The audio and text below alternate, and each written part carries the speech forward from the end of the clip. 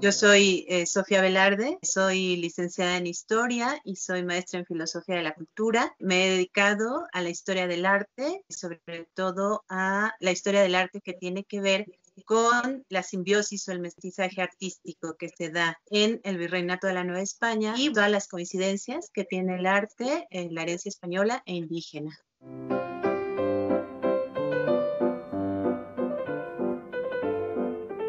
Cuando estudié la licenciatura en Historia en la Facultad de Historia de la Universidad Michoacana de San Nicolás de Hidalgo, me pareció sumamente interesante este proceso que se gesta justamente en el Virreinato de la Nueva España.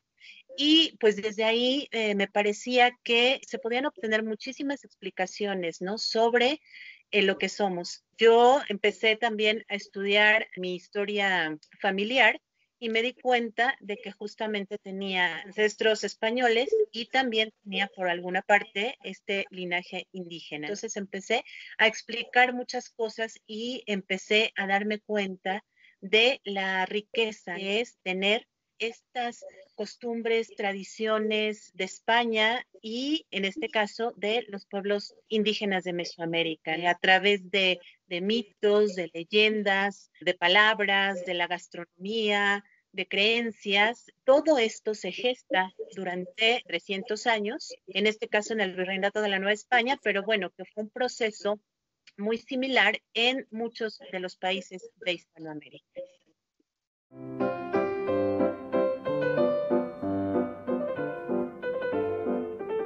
Bajo mi perspectiva, la hispanidad es una mezcla de ambas culturas, tanto de la indígena como de la española, y que se puede ver de manera diaria y de manera cotidiana en nuestras tradiciones, en nuestra gastronomía, en el arte, en los mismos rasgos que mantenemos hoy por hoy los mexicanos.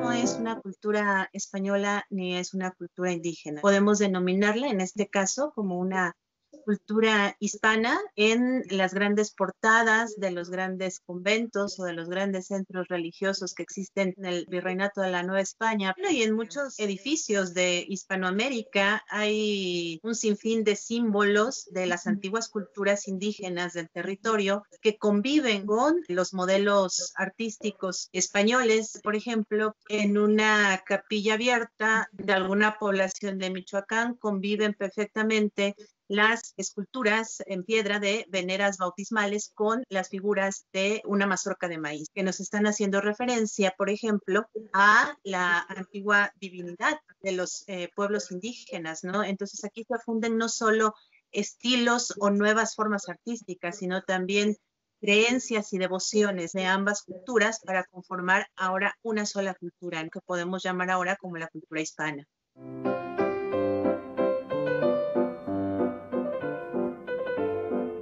La corona española tuvo leyes muy puntuales y precisas que se encontraban insertas en todo este corpus que era la legislación indiana, la legislación de leyes de Indias.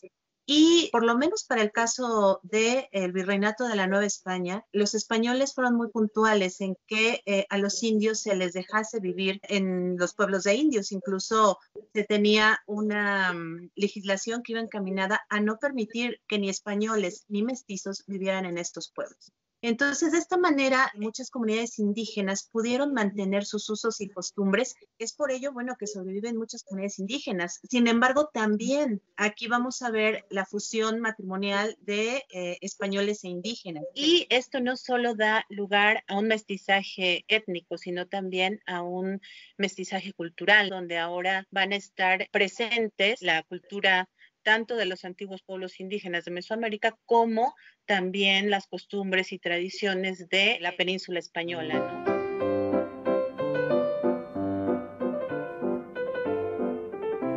Bueno, somos una cultura hispana, pero también muchos de los países hispanoamericanos contamos con la fortuna y la riqueza de tener todavía a estos pueblos originarios y que viven con sus propios usos y costumbres. Creo que el continuar en el estudio sobre la cultura mexicana todavía tiene infinidades de cosas que decir. A la llegada de los españoles al territorio había diversas culturas en el territorio que se conocía como Mesoamérica y pues estas culturas tenían ciertos vínculos comunes, una cosmogonía pues muy semejante. Cuando llegan los españoles, la legislación va a ser muy puntual al decir que se respeten los usos y costumbres de los pueblos originarios, siempre y cuando no contravengan, ¿no? Con algunas otras leyes españolas. Esto hace que muchos de ellos hayan podido subsistir durante tantos siglos.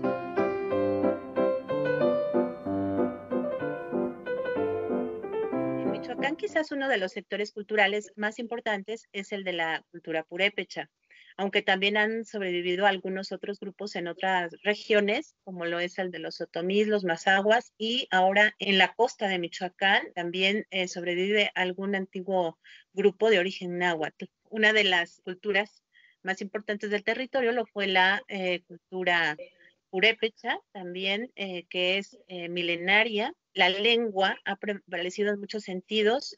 Esto es importante porque también durante la época novohispana, por ejemplo, muchos de los sacerdotes o frailes que llegaron a estas poblaciones indígenas tuvieron que aprender la lengua purépecha e incluso muchos de ellos hacen grandes diccionarios, ¿no? Rescatando pues una infinidad de vocablos purépechas y trasladándolos al español, ¿no? Esto ha mantenido una gran riqueza cultural de la cultura purépecha en Michoacán y nos explica, ¿no? Nos explica también mucha de su cosmovisión, de la forma de vida que tenían antes y que hoy por hoy muchos de ellos siguen manifestando esta cosmogonía o esta cultura, ¿no? Que ha sobrevivido durante miles de años.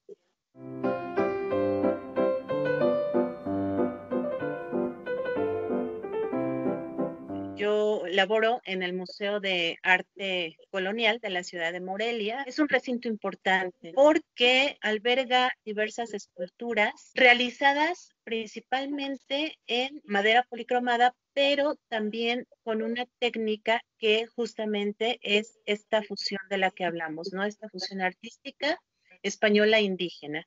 Estas esculturas son las que se denominan como la escultura en caña de maíz, que se encuentran hechas justamente con este material originario del territorio. Principalmente las esculturas son las que representan a Jesucristo crucificado, ¿no? Podemos ver en ellas diversas reminiscencias de esta antigua cosmogonía indígena, ¿no? Por ejemplo, ya vemos en alguna escultura de Cristo crucificado un paño de pureza que está decorado con flores, o podemos ver una Inmaculada Concepción que está revestida con los colores de la antigua cerámica del occidente de México.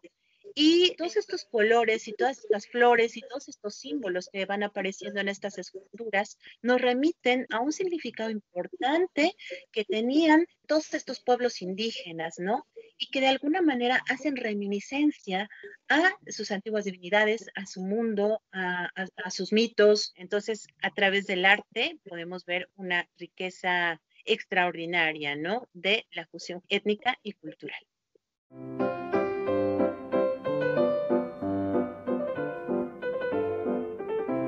El premio José Vasconcelos 2020, otorgado por el Frente de Afirmación Hispanista, pues es un gran honor y una enorme deferencia. Desde el año de 1967 se ha entregado pues, a diversos académicos en muchas disciplinas, como el cine, la poesía, las letras, la historia. Todos estos académicos de alguna manera han contribuido con grandes obras a enaltecer lo que nosotros llamamos la cultura hispánica. Entonces es un honor el formar parte de esta familia. Además del honor, resulta un gran compromiso. Formamos parte de la hispanidad, justamente gracias a la herencia española e indígena. Tenemos que seguir enalteciendo, ¿no? Esta cultura hispánica Y esto está muy claro en el ideario del Frente de Afirmación Hispanista. Entonces, bueno, es todo un compromiso seguir con los estudios sobre esta herencia que nosotros tenemos, que mantenemos, de la cual yo me siento profundamente orgullosa. Estoy convencida verdaderamente de que somos producto de esta unión, que tenemos que sentirnos orgullosos y que tenemos también que afirmar y continuar en este estudio, incluso haciendo investigación o reflexiones sobre términos o nociones muy puntuales como lo son la hispanidad y también con argumentos sólidos que nos permitan buscar y afirmar esta herencia de cultura que se nos ha otorgado, ¿no? Con el respeto siempre, como lo hemos dicho, a los pueblos originarios, pero seguir afirmando justamente esta nuestra herencia indígena y española que finalmente es la hispanidad.